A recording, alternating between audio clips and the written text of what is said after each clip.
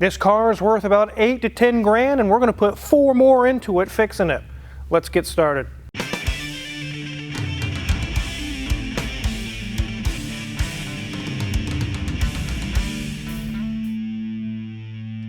So the previous video strikes again on the life of the vehicle. This time we're not doing a transmission service because of that video. This time we're going to do timing chains and guides. This is a 1998 Jaguar XK8, and we're going to kind of look it over and talk about what we're going to do to this thing, and is it worth it? You can go buy another car for 8 to 10 grand. We're going to put almost half of that into it just in repairs while it's here. This is a beautiful car. I really like these XK8s. They have really good, elegant styling to them. They are very, very cool. Let's take a look around this thing. Isn't that a beautiful face, Mrs. Wizard? It is. I love Jaguars. It's very, very elegant, like I mentioned. This one is in very good shape. The paint shows very well. It's not all chipped up or scratched up or rusted out. There's the beautiful Jag emblem. This is how I like to see cars. They've been driven. As we go down the side here, you can see it's got a little bit of water staining from driving in the rain. That does not mean it's not taken care of. That means it's been driven, which you should. You should drive your cars. They shouldn't sit for 3 years on a battery tender. The wheels are looking really good. They have the little green emblem in the center. In the back you can see it's XK8. More elegance. The convertible top is also in very good shape. It's not torn or stained or crinkled or anything damaged with it. Is in very, very good shape. Let's go ahead and take a look under the hood. Okay, let's get the hood open. Wizard. Haha, made you look. And no, it's not a hood. This is an English car, so we're going to call it a bonnet today. Let's go ahead and take a look under the bonnet.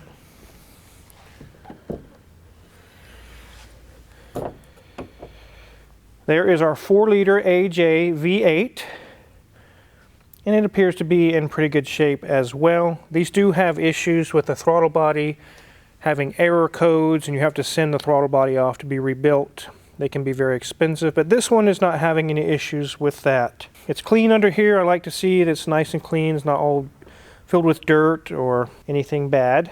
And as I mentioned, we're going to be doing the timing chains, the guides, the tensioners, the whole 9 yards as far as the timing system goes.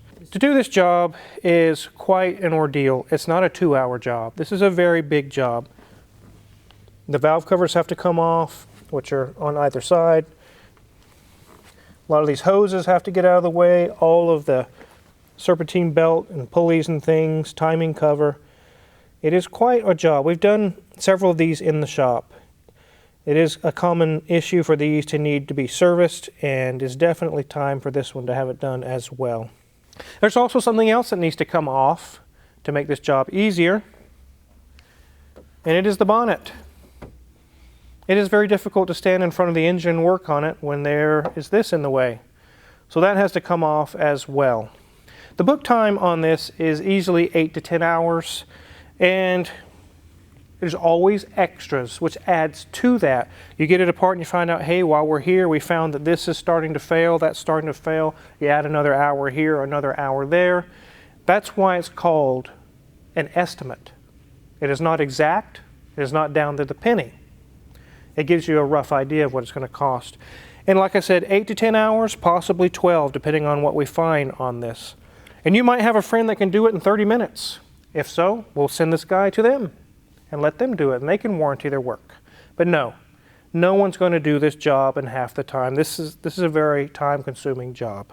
The interior is equally beautiful on this car. Let's let Mrs. Wizard give you guys a tour. You're seeing that right. It has 43,000 miles on it, almost 44. That's insane. This is, I'm going to take that light off. Look at this. That dash is immaculate. This thing is beautiful.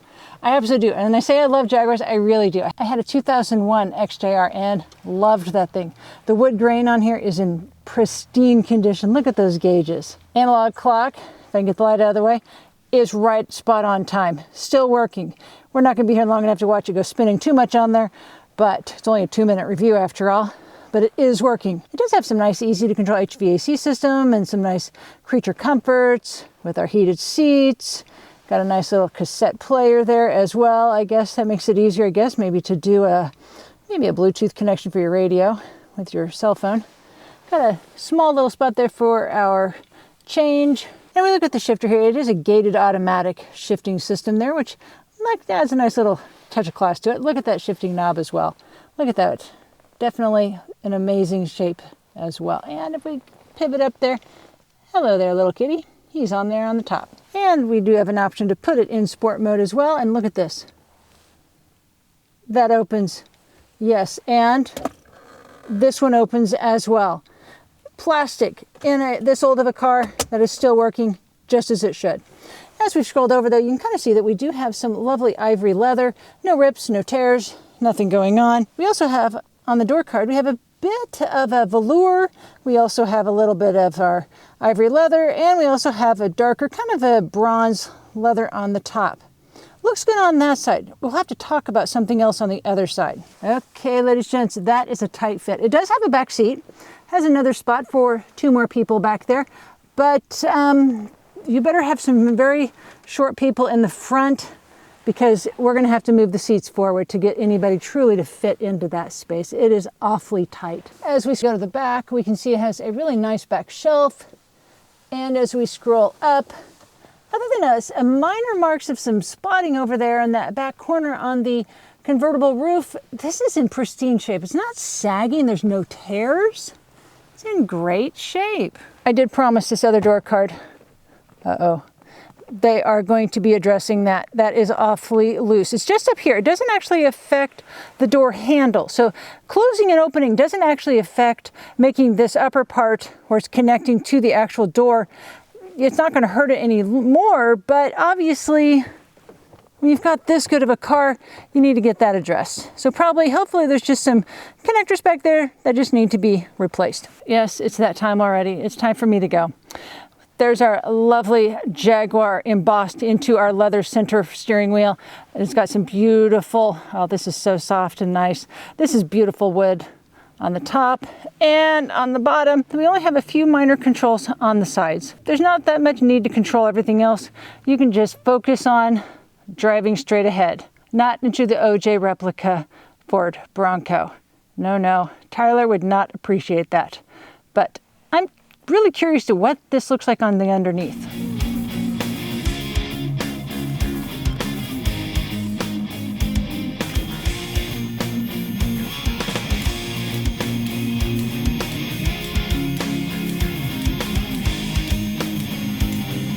We can see on the condenser, it is fairly clean. There's a little bit of bugs, but nothing too serious. One thing that's really nice is we don't see any antifreeze or anything leaking in this area from the radiator. Here's our lower oil pan. You can see there's a little bit of seepage there. Do you see what I mean, guys? We quoted a timing chain, and now we get to do an oil pan too, which really is not going to add a whole lot, but every time you add a couple $100 here or there, it can add up quick. Serpentine belt, everything looks okay, but we're going to get all new anyways when we go to do the timing chain service. Another thing that we will check while that's all apart is all these pulleys, tensioner, everything to make sure it's good as well. Go over to this wheel. Brakes are good. Nothing's loose. Strut is dry. The little sway bar link is good. Go to this side. Brakes are good. Strut is good. Sway bar link is good. Nothing serious there. Here, right here on the oil filter, you can see a little bit of a dripping. That will likely be fixed with just a new oil filter. We're going to do an oil change, which is also included in the timing service, since we'll have the front of the motor opened up. There's a little bit of seepage here. It's coming from valve covers up top. But that will be solved with the timing service because the valve covers have to come off. So that'll take care of that issue there. Here's our strange catalytic converters. They actually are vertical, up and down on both sides of the engine. And they come at a 90-degree angle and go out the back. There's our transmission, nice and dry, nothing bad going on there. Here's our transmission mount, which appears to be in good shape.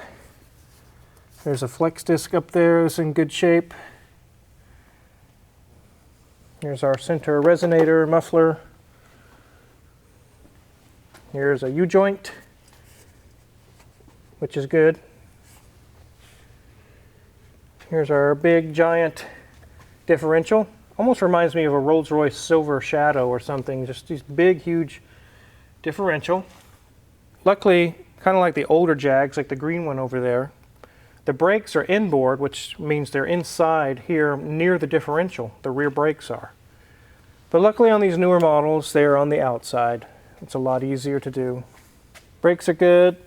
Our axle shaft U-joints are good. Nothing loose there. Sway bar link is good. The shock or strut is dry. Brakes are good. This little bushing, it's not bad, but the little boot is torn. But I don't think it needs to be replaced just yet. Axle shaft U-joints are good. They will be greased before they leave here.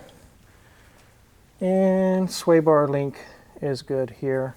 One thing that's interesting on these Jags is that it doesn't have an upper control arm. It has a lower control arm, and the upper portion of this hub is located by the actual axle shaft itself.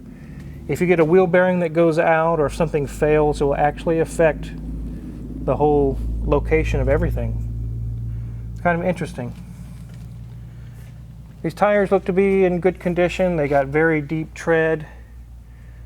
Let's see if we can find a date code. 2021.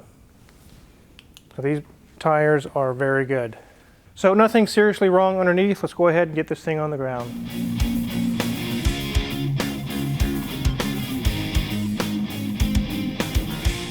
These are so beautiful. I almost want an XJ8. I would like that, Mrs. Wizard. Only after I get in my old XJR back. It's possible. We could look for one. Good. These are beautiful, beautiful cars, but they are very, very high maintenance, and they're very expensive to fix. Is a Jaguar reliable like a Toyota? Absolutely not. Is it reliable as a Honda? Not even close.